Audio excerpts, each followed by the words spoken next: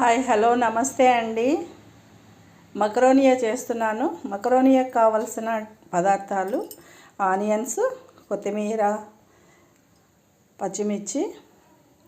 మకరోని వేడి నీళ్ళలో వేసుకొని ఉడకబెట్టుకొని పక్కన పెట్టుకున్నాను.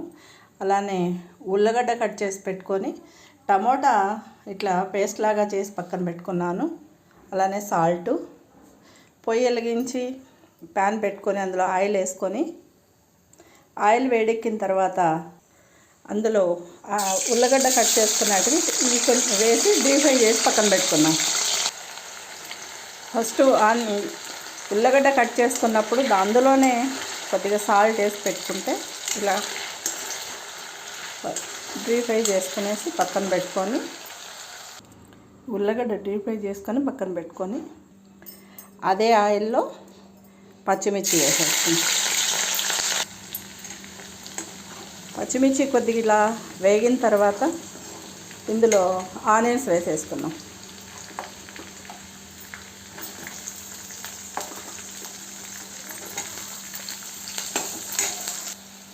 ఆనియన్స్ కొద్దిగా గోల్డెన్ కలర్ వేగినాక ఇందులో మనం టమోటా సాస్ పేస్ట్ చేసుకున్న పేస్ట్ వేసేసుకున్నాం. టమోటా పేస్ట్ చేసి వేసుకుంటే బాగుంటుంది. పిల్లలు టమోటా తోళ్ళు అలవంతా వేయకుండా ఇలా చేసి వేసుకుంటే చాలా బాగుంటుంది. టమోటా పేస్ట్ వేసుకొని ఇందులో సాల్ట్ సరిపోయిందా లేదా అని కొద్దిగా సాల్ట్ వేసుకొని బాగా ఉడికించుకోవాలి. ఇలా అంతా నూనె పైకి వచ్చిన తర్వాత తేలిన తర్వాత ఇందులో ఉడికించి పెట్టుకున్న మకరోనిని వేసుకున్నాం.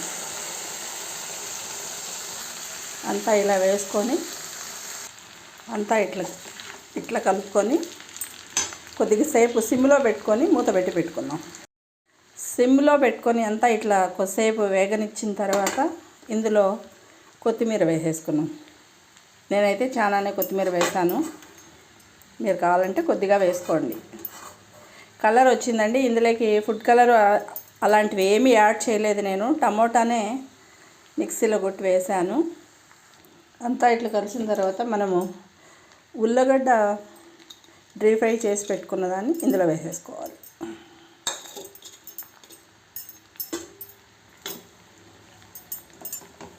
అంతా ఇట్లా కలుపుకొని